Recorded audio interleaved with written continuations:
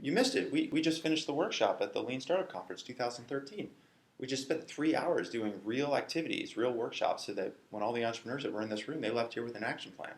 We learned how to discover, develop, and validate your sales process. But I'm guessing Eric and Sarah were probably visiting the president or something like that. So look, I've got about 2.5 minutes. I'll cover the highlights and some of the activities that we accomplished together. So we start assuming that you've got an MVP and you're at the point where you're at customer creation. You're going out there and selling. You're going to get revenue. And this is where the true test of product market fit is. And the very first exercise that we did is identifying whether that entrepreneur has a sales process that they're documenting. Do they have a set of steps? Are they seeing and identifying certain trends in how they're approaching customers and how they're closing some of these deals?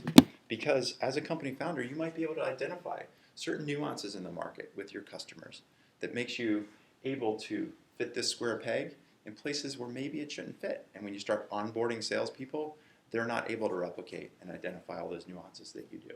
So that's a very important first step. The next exercise that we did is that as you're going into those enterprises and you're selling your product, there's different buyer types. There's the person who writes the check, the economic buyer. There's the technical buyer, the user buyer, the person that's using it. So that's an exercise in itself. We identified the different buyer types that exist for each individual entrepreneur in their market. And once we know those buyer types, we know we have to approach them with key value statements. It's just like the personas concept.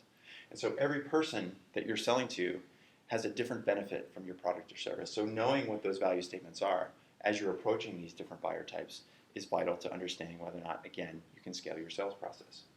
And when you are approaching those different buyer types, that's prospecting. So we did a little exercise on how and where you might prospect.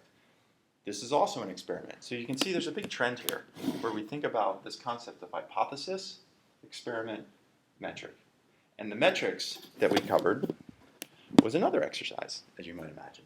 So for each entrepreneur, we thought about what those key metrics were. Is it time to sale, revenue by buyer type, conversion rates? There's a chance that based on the economic buyer that you approach first versus the user buyer, you're making more or less revenue at the end of the day. You need to measure all of those things to understand if you're ready to scale your company and actually start company building.